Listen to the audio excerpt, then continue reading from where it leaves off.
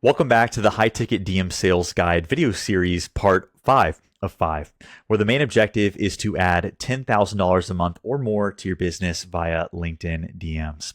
Now, DM sales allowed me to hit my first $10,000 month within the first 11 months of my business all the way back in 2023, and I've earned me 6 figures since.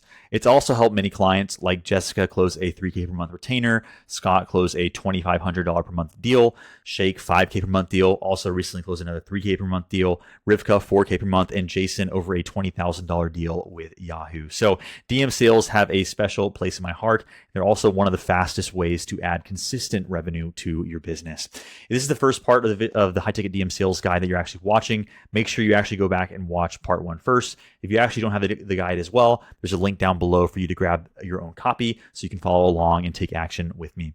Now, that being said, all the housekeeping out of the way, let's go ahead and hop into part 5 of 5. We're going to be diving into how to effectively follow up, some additional tips to make DMs successful, and I'm actually going to break down the actual spreadsheet for you, how to actually show up and use it every single day, and then I've also got something special for you at the end, so stay tuned.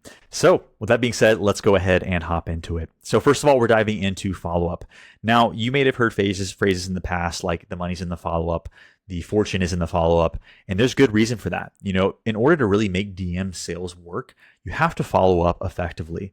And what do I actually mean by follow-up? How do you do follow-up? Well, let's dive into it. So when it comes to following up, you might send an individual a message asking them a question, move the conversation forward, maybe use an initial connection request. But the thing is, they might not have gotten back to you, right? And a lot of people might just kind of let that lead sit and say, oh, I don't want to be really pushy. I don't want to be really salesy. They'll get back to you when they have time, sort of thing, which could be true in some cases. But I can tell you, you're leaving money on the table by having that kind of mindset.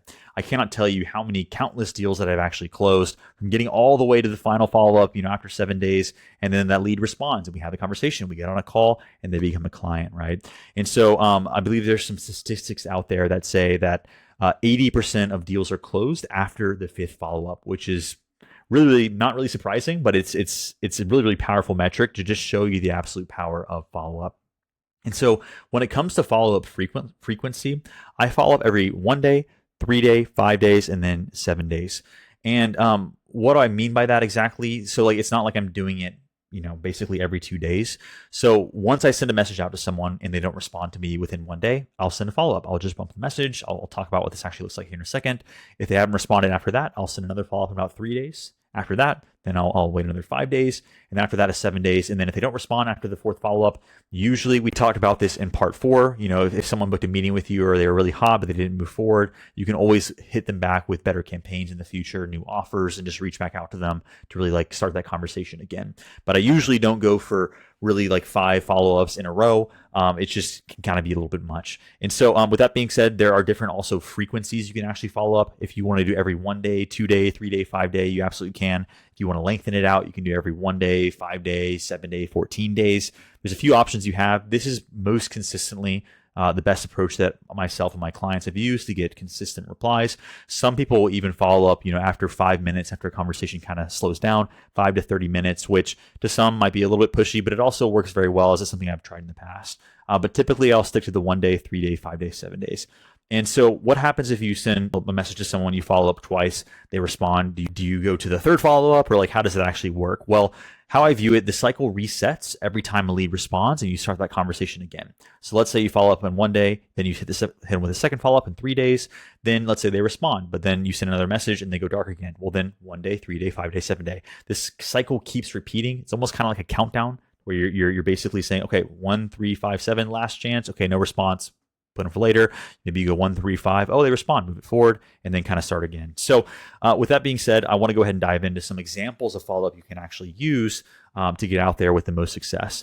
And when it comes to actually sending these follow-ups, when you are personalize the messages and you have relevance in your messages, it's always going to lead to the best returns no matter what. And so these are just some examples here of follow-ups that I typically use. But of course, if you can always go back in the conversation and reference something they said about a certain topic that you wanted to kind of learn more about, those are always great ways to really come at the conversation from a different angle and really bump things up. And for those of you who might be just a little bit worried, like I said earlier, about kind of being pushy or salesy when it comes to follow-up, so many times I've been thanked for actually following up, saying, oh, thank you so much. This fell in my inbox. LinkedIn inboxes tend to not be the best for really managing things. And so people tend to really be grateful most times. And also, here's the thing, like you have a service that can genuinely change the lives of other individuals. You're getting out there, you're sending DMs, which is already one of the hardest parts, right? And so if you can actually have a service you know can change someone's life, then it's your duty to follow up and make sure you can actually help them, right? And so that's the way I view follow-up, not being pushy. You're really just putting it in a way to where you're helping somebody have that conversation, move things forward. And like I said, there's only a 2-letter difference between helping and selling. And so if you can show up in the DMs, you can help these individuals, you want to make sure you're following up as much as possible to make sure you can move those conversations forward. So an example of follow-up one, you can basically say, hey, I know LinkedIn inboxes are not the best, so just bumping this up for you, right? So it's kind of hinting at the fact that they're not really that good. LinkedIn is not really that good with their inbox management. And so I'm going ahead and bump this up to the top of your inbox. Now, follow-up 2, this is kind of an angle you can come from if you've been chatting with someone before and maybe you've had a long conversation. I'd recommend just going back up into that conversation and asking a question about something you were actually discussing, right? And so, hey, I saw that you were talking about, wanting to reach, 5 clients, like why that goal? Why specifically that, right? So almost kind of asking a new question to move the conversation forward if your last question might have gone stale. And so if you haven't actually gotten a response from someone yet and you're just trying to bump them to get that initial reply, I say something like, hey, Naeem, is LinkedIn the best channel for us to chat on, or is there another channel you actually prefer? It's seeking permission, it's being polite, being courteous, and saying, hey, totally understand if you don't want to chat here. If you want to chat on WhatsApp or email, happy to do that. Just let me know, right? And so it also will kind of show that intent that you want to continue that conversation and move things forward. Now, some other examples here, some great ways to actually approach follow-up is by adding value. So whether it's your initial follow-up, if you want to add value there, I typically do it like follow-up 3. But basically, I'll usually share like a lead magnet or maybe a case study or testimonial. In most cases, I'm doing a lead magnet, and it's actually why you're here, probably the high-ticket DM sales guide, right? And so typically, I'll say like happy Monday, happy Thursday. I'll say the first name.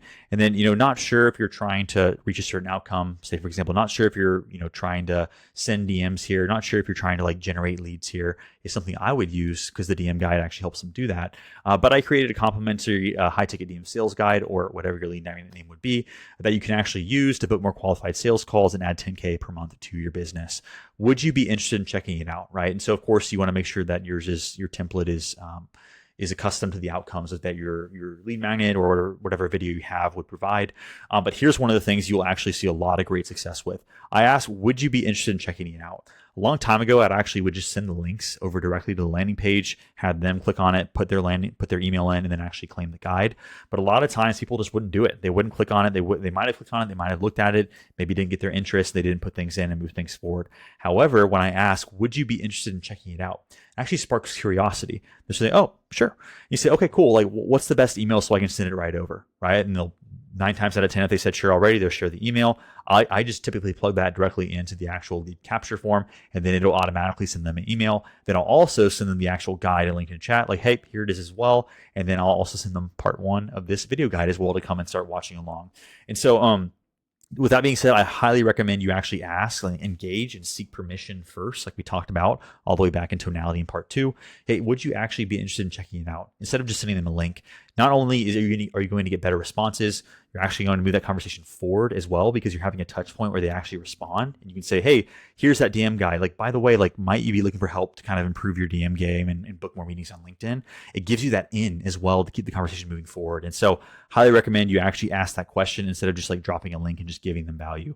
Or if it's like a case study or video testimonial, you can say, hey, I have a client so-and-so. He's just like you. He went from $2,000 a month to $10,000 a month. Here's a video. I have a video for you. Would you want to check it out? And you can send it over and capture whatever information you would need and also move that conversation forward. So providing value is a really fantastic way to approach follow-ups. Not only are you just giving to someone, you're just giving them value to where you're almost creating a bit of reciprocity there, but also it really allows you to capture their emails and move the conversation forward, and also gets them start spending time on your content and other things, all good things by providing value. Highly recommend as part of your follow-up strategy. Now, follow-up 4, this is kind of like the last ditch attempt. You basically say something like, hey, totally fine if you're not interested. I can reach back out in a couple months if it'll be a better time. Let me know as I'm feeling like a bit of a weirdo reaching out to you for the 4th time. And so I'm sure many of you, LinkedIn can be a wasteland of pitch laps. So you probably looked in your inbox and there's probably some individuals that have sent you 16 messages back to back to back to back. We don't want to be that guy, right? Or gal. And so basically when we're sending this message, we're acknowledging that, hey, I know I've sent a lot of messages to you. I don't want to be that guy. I'll touch base when there's a better time. not only are you really like kind of setting boundaries here, but a lot of times this actually gets really great responses for me because people are like, oh no, you're not a weirdo at all. Sorry, I meant to get back to you. I saw your messages. I just hadn't had the time. And they'll move the conversation forward, right? And so a lot of time this will kind of be a little bit of almost comedic relief when I have this little joke here at the end. You can also use your own kind of jokes, your own personality. Highly recommend you inject that into any of the follow-ups you actually do. But this will be a nice kind of attempt to move things forward if nothing else has really worked.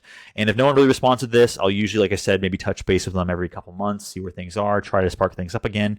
And I'll do so by kind of personalizing a last message. You can basically use the conversation prompted approach that we talked about all the way in part 3 to really kind of help guide that, how you would re-engage cold leads.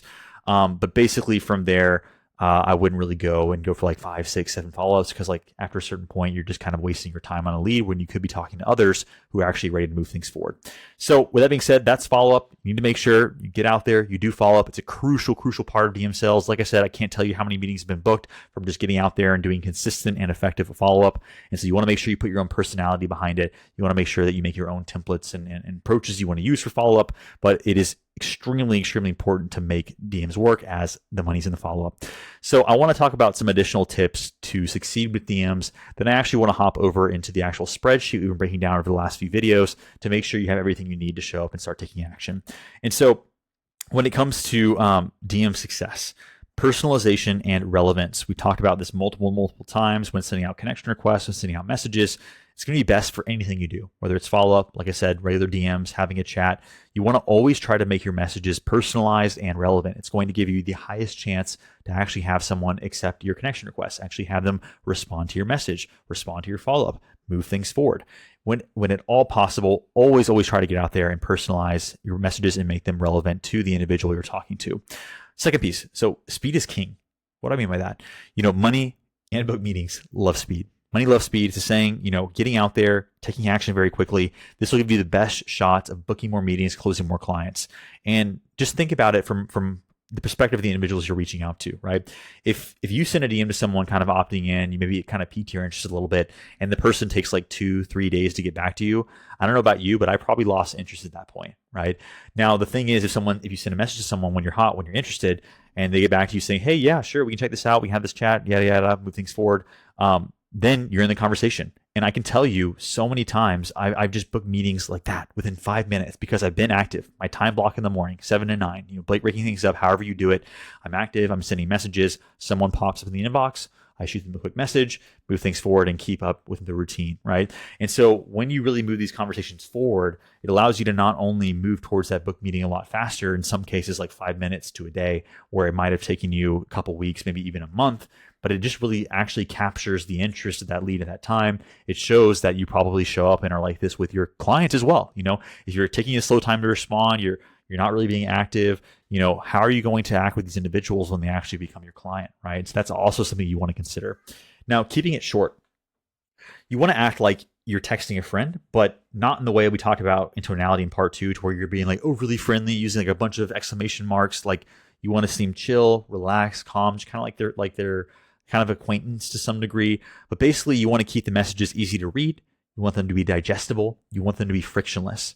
And so you can make them more frictionless by using stuff like A or B questions as well. Like, hey, are you trying to reach 5 figures a month, or are you already there and looking to scale? Are you trying to generate leads here, or are you really kind of looking to build your personal brand, right? So keeping the messages short, keeping them frictionless, keeping them easy to answer, move things forward is how you're going to create that frictionless sales process and book more sales calls. Now, mirroring. Some people are going to move fast. They're going to get back to you very quickly. They're going to move that conversation forward very fast. But some might take a couple of days to get back to you every single time, right? And so you want to make sure you're following their pace. If someone's taking 4 days to get back to you on average, don't blast them with a 1-day follow-up and a 3-day follow-up, 2 follow-ups when on average it takes them a little bit of time to get back to you. And so you want to move fast with some. You want to move a little bit slower with others, because here's the thing. Not everyone is going to be a buyer, right? Not everyone is going to buy your offer. They may in the future, but they may not be ready now. And so for those of those people who actually read your content and they're looking at your profile and they're sending you DMs very quickly, yeah, move fast with them, book that meeting, book that call, move things forward. But for others, maybe they just take some more time. You want to be able to really match their pace and move things forward from there. And you can do so by really mirroring how they're showing up and how they're engaging with you. Now, next piece, being human. We've talked about this a lot. Personalization, relevance. you don't just want to get out there and start blasting templates. I'll give you a lot of really good templates to use, but I don't want you just plugging in word for word exactly, what I would say and then using everything else. Like, you want to put your own spin behind it, right? And so each person is also going to be unique. This is why we personalize these messages, because if you just go out there and kind of blast the same template over and over, I'm sure you'd see some success, but it also might hinder the success you could actually have by just being a genuine person. And the best way I can approach this is like, treat others how you want to be treated. Like, would you respond to the fourth follow-up DM blast where it's just your templated blast just going down, right? Or would you respond to a message where someone actually took the time to check out your profile and, read the last messages you had, read the conversation, be empathetic, respond, move things forward, right? And so looking at how you would respond to a DM, whether it's for a sales context or whatever it may be, would also be a good filter to understand what kind of DMs you'd want to send out to the individuals you're trying to get in touch with. And so being human, just really being a person, showing that you care, showing, seeking permission, showing that you actually have curiosity for these individuals that we talked about all the way back in part 2 is going to be key for DM success.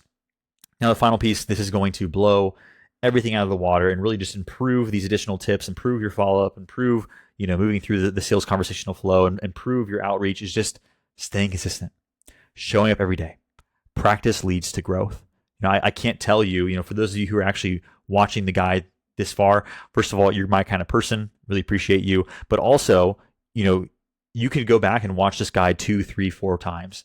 I can guarantee you probably have enough right now after we cover the spreadsheet and some additional things that you have enough to be dangerous. I can guarantee you that. And so you could spend any amount of time doing research and getting out there trying to figure out the perfect approach, but you're going to learn for the most from actually getting out there, staying consistent, showing up every single day and practicing. You're going to learn way faster. You're going to say, okay, well, I sent that message, but no one really responded to that message that way. So maybe I'll tweak the first line, or like, I went for the call here, but like, this question I've been asking everyone doesn't really get many responses. Maybe I'll kind of tweak that message there. Like, you're going to learn so much about what actually works for DM sales, and more importantly, what works for you and your ideal clients, by just getting out there and taking action. And so I have to say, staying consistent is going to be one of the biggest things you can actually do to see success with DMs. And so with that being said, I want to go ahead and hop over to the spreadsheet now, really break it down step by step how you can use it every single day to reach your goals. And with that being said, let's go ahead and do that now. All right, so we're here on the spreadsheet here, the lead tracking sheet. For those of you who don't have this yet, make sure you go back to page 5 of the High Ticket DM Sales Guide and go ahead and make a copy of it. But I basically want to give you the kind of runaround how you'd actually use this so you can start showing up and taking action. So when it comes to the actual lead source, many of you, I recommend just starting with LinkedIn outreach, just getting a feel for that first, and then over time adding in new channels. You might be able to put LinkedIn content if you want to differentiate from those who are inbound. Basically, it would still kind of be considered a LinkedIn DM. And then, if you're not doing anything with any other channels, don't even worry about that for now. But basically, you can add in any additional channels you have if you want to track those additional metrics. We have the DM volume calculator, really, really good stuff here. This will really tell you, based on the goals that you have, how many DMs you need to be sending per day. And so these DMs here are really classified as, I'm sending out a message after a conversation's been prompted. I'm sending out a conversational back and forth. I'm sending out a follow-up. Those would all be things that I would consider to be one of those DM actions that you need to do per day to add up to the total number that you need to do per year to reach your yearly goals. So in addition to the DMs you need to be sending per day, you also need to be sending out about 20, 25, 30, that kind of range of connection requests per day. And so the main action, I want you to listen to me very clearly. All I want you doing every single day to see results with DMs is sending out 20 to 30 connection requests per day that are going to be personalized, or you don't have to if you don't want to. You can still see a good acceptance rate, but I recommend personalizing, and then sending out the total number of DMs you need to send per day to reach your revenue goal. That's it. And this spreadsheet is going to help you track those actions to make sure we actually hit those goals and also improve over time. Okay, so basically kind of hopping into the guide here, you'll have the months you can come in, whatever month you're in right now, go ahead and hop into that. You can kind of start getting familiar. I do have an example set up here that we can use.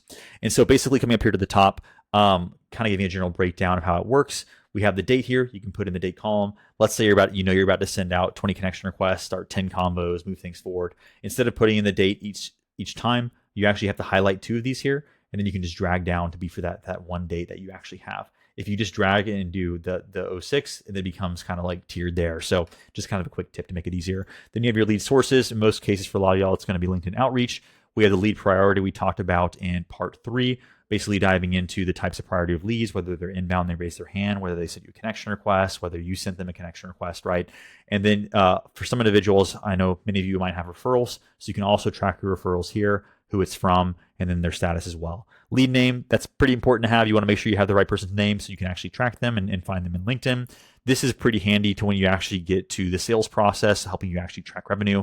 I'll show you what that looks like here in a little bit, but how much you actually quoted them and how much revenue you actually achieve. Then we have the statuses here. So we talked about this in part 4. Conversation prompted all the way to sending them a Calendly. Now, I know I talked about maybe don't send in Calendlys as much. Basically, this kind of help you if that's one of the steps you want to take. What you can do instead is say, I propose call, and then we actually book a meeting. You can go ahead and select meeting booked. But if you do send Calendly, maybe they'd ask for a Calendly, you can also put that as well as a filter. And so with that being said, also when it comes down to the follow-up here, so we have the follow-up 1 through 4, everything that we just broke down earlier. Basically, so here's how I do it. Hear me out. So I've always considered follow-up 1 as like my last message. I know it's kind of wrong, but in your case, your follow-up 1 would be the message after you send the last message saying, hey, I know LinkedIn inboxes are not the best. Just making sure you got my last message. Then it would be follow-up 1, right? But in a lot of cases, whenever I send that initial message out, I consider that follow-up 1. It's just what I do. Whatever works best for you, go for it. But if you want to add, follow-up 5 here, you can go ahead and press edit here and then add anything else you want or kind of change things around as well. And so once you have the follow-up tracked, everything looking good there, this is where we have the meeting booked, the showed up, the good fit. And I have these kind of checked off in a way to where, okay, they showed up the meeting, great. Or sorry, we booked the meeting, fantastic. Oh, they actually showed up, great. Are they a good fit? Are they not a good fit? Oh, they are a good fit, fantastic. And then they're either a deal or they're dead, right? And so when they become a deal, the revenue gets added up down there, and I'll go ahead and show you what that looks like. So here's kind of where the revenue adds up. It'll show you how many deals you actually close. And more importantly, this is where we actually start to track our show up rate, our good fit rate, our appointment booking rate, right? And so this is all tracked by just filling out these check boxes here. So if I just fill out a bunch here, let's see, we have the 2.75%. If I go meeting booked, boom, boom, boom, boom, you can see that that number is actually improving. So the more meetings you book, these numbers are going to change live, which is really fantastic to actually help you track everything to make sure you're moving things forward properly. But it'll just allow you to really, really specifically track each lead where they're at in the process. And so with these numbers, I want to talk about total touch points, as this could also be kind of confusing for some of y'all. But total touch points, I view this for those of y'all sending LinkedIn DMs. This will be the total number of connection requests you're sending per month. Now, typically, you can send about 100 to 150 connection requests per week. So if you know that you're sending out consistently 25 connection requests every single day, that's 5 days a week. That's basically comes out to 125 connection requests per week. Then basically that'll mean you're sending about 500 connection requests per month. And so it makes it really easy to put your total touch points. You don't want to send out a connection request and track every single person because it can get kind of tricky. I only have 100 spots. If you do need to add more, you can definitely come down here, highlight a few of them, insert 12 rows above, and it will just automatically add those rows in if you need extra. So it's no problem there, but definitely don't recommend tracking every single lead you send a connection request to. I'd recommend you only start tracking them once they actually accept your connection requests. Then they'll enter that conversation prompted phase where you're trying to follow up, get them to respond, and then move everything else forward, okay? And so once you go through that process, you can basically just come in here and change this math every week if you want, or every 2 weeks, just kind of staying up to date. For those of you who are just sending LinkedIn DMs, it becomes very easy. Now, if you do have other channels, like maybe you're doing email or maybe you're doing like Facebook or Instagram, it will become a bit more complicated to track the total number of touch points. But for those of us sending LinkedIn DMs, doing LinkedIn outreach, sending LinkedIn connection requests, it makes it really easy to touch those total touch points. And then basically as soon as you add the date column here, add a lead in there, they become a positive reply, which in this case, we can consider our connection acceptance rate, which is really good to know as well. And so doing the math here, there's 11 meetings booked with these this example here. And so it'll actually, so it'll come out to the 11 divided by the 400. So it comes out to 2.75% ABR. And then it also does all the math as well for like the show up rate, the good fit rate, the SCR. And what's super, super cool about this is like once you get a month of data or so, everything's going to start to add up, right? So I have this at the bottom of each sheet here. Basically, it'll start tallying up over time. And if you come over here to overview, it's going to start averaging out, which is really, really cool to see, like how you're showing up, what are your actual metrics, how are you actually performing with your DMs, which is really crucial to know, how to actually improve, how to move things forward. Because here it is like this, right? So let's say starting off, your ABR is like 2%. And then you say, okay, I know my ABR is 2%, that can go up. So like maybe actually tweak kind of some of the messages that I'm sending when I'm asking for the meeting, for example, right? You say, okay, my ABR went up to 3%. The change worked, right? Or let's say, for example, maybe your show up rate is typically like at 50%, which is a little bit low. So, okay, I actually need to go out there and maybe I need to send a message the morning of to my meeting to make sure they're actually going to show, right? Or the good fit rate, maybe that's a little bit too low. So, okay, maybe I'm not actually spending enough time in the qualification phase asking the right questions to make sure this person's a good fit before I book a meeting with them. And the sales conversion rate, this will show you whether you need some work on your sales, your offer, which hint we'll talk about here a little bit at the end of the video. But basically, this will really allow you to get a ton of clarity around like what actually specifically needs to improve in your process. Without these numbers, you are acting on feelings. You are acting on your gut instinct. You're not going to get the results you're seeking by just seeking, I feel this is pretty good. I feel this will be all right. We need to know specifically what needs to change and what did we change to get a clear outcome. And so once you go ahead and have a couple months in here, or even just the first month, the total numbers are going to start tallying over here for you to really start tracking. Super exciting when you see yourself start to improve. You see that ABR going up. You see that good fit rate going up, that sales conversion rate going up. Really, really exciting stuff. I also have some general KPIs you can use to kind of gauge, are you actually in this sweet spot or not? And I do actually have a max limiter here because like, for some cases, you might not want to be at a 50% ABR. Like that might show that you're booking too many meetings with individuals who may just not be qualified. I can imagine if you have like a 50% ABR, your good fit rate is pretty low.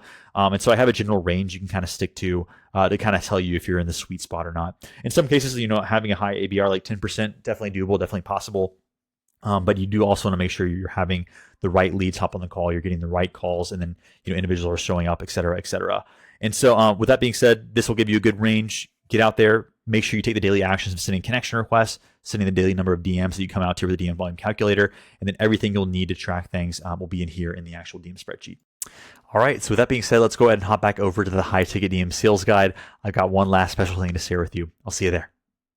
All right, so it has been an absolute pleasure to walk you through this high ticket DM sales guide. Again, if you're watching to this point, you're my type of person. I really appreciate you for showing up, and I know you're going to take action after this and just get out there and start adding 10K a month to your business via LinkedIn DMs. This is only part 5, and after filming part 1 this week, I'm already seeing so many positive replies coming in from individuals and so much success already. So it's really exciting to see that y'all are showing up, y'all are taking action, and I can't wait to see what you actually achieve with DM sales. Now, while this guide has pretty much everything you need to show up and add 10K per month to your business via LinkedIn DMs, there are a couple things that come before you actually get out there and start sending DMs, and a couple things that come after to help you reach that result a lot faster. And this looks like really getting clear on who you're actually talking to make sure your DMs are like spears in the inbox, reaching the right person, really resonating with their pains, their challenges, making sure you have an offer, a high ticket offer specifically, to make each client worth more to reach your goals faster. And then there's a saying from a movie, it's really funny, Talladega Nights, if you're not first, you're last, right? And so if you can't actually close the deal, you're on the sales call, you book the meeting and you just can't close the deal, well, then you don't get any revenue, right? And so all that time, energy, effort can go into, generating a pipeline, but you have to actually be able to close those deals as well with good sales experience. So like we talked about earlier, making each client worth more will actually allow you to hit your goals a lot faster. Right now, client value 5,000, that's 150 DMs per day to reach 360,000 per year. But let's say that number goes up to 15,000, triple the price. Well, that's 1/3 the DMs, right? And so basically having a high ticket offer in place, high ticket offer that sells more specifically, will allow you to reach that 10K months a lot faster. So if you want to move towards adding 10K months in your business faster, then I have a quick video for you that I think you definitely want to watch. And so it's about 10 minutes, half the time of most of these DM guide videos here. And so basically this breakdown is going to show you actually how to craft a high demand, high ticket offer where you can charge 3K all the way to 10K or more per client. The system myself and my clients actually use to scale to 10K months and beyond with just 3 to 5 clients at a time. And then how we can actually turn your LinkedIn into a client acquisition machine. A lot of time with DMs, you're getting out there, you're having one-on-one conversations. They work fantastic. They can also be a lot of time and energy, right? But if your LinkedIn profile is optimized, you're creating the right content, you can really start to generate leads in your sleep, which becomes really, really exciting. And so this can be no fluff guide, just the exact steps I took to hit 10K per month, add 10K per month to your business faster by selling a high ticket offer. And so I want you to skip the guesswork. I want you to skip the pain, trying to figure it out yourself. Just go ahead now and watch that about 10-minute video on deltalead.io. You can click the link right here to go ahead and watch. But definitely check it out. I'm very confident you'll find a ton of value in it. So with that being said, if you're serious about adding 10K per month to your business on LinkedIn, this is your next move.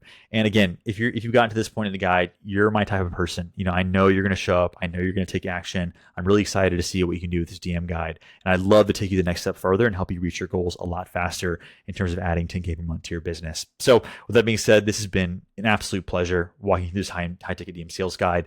It's been a ton of fun, and I look forward to seeing you soon. May the force be with you, and take care.